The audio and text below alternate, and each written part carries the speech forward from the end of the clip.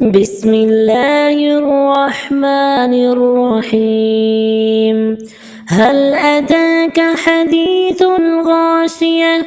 وجوه يومئذ خاشعة عاملة ناصبة تصلى نارا حامية تسقى من عين آنية ليس لهم طعام إلا من ضريع لا يسمن ولا يغني من جوع وجوه يومئذ ناعمة لسعيها راضية في جنة عالية لا تسمع فيها لاغية فيها عين جارية فيها سرر مرفوعة وأكواب موضوعة ونمارق مصفوفة وزرابي مبثوثة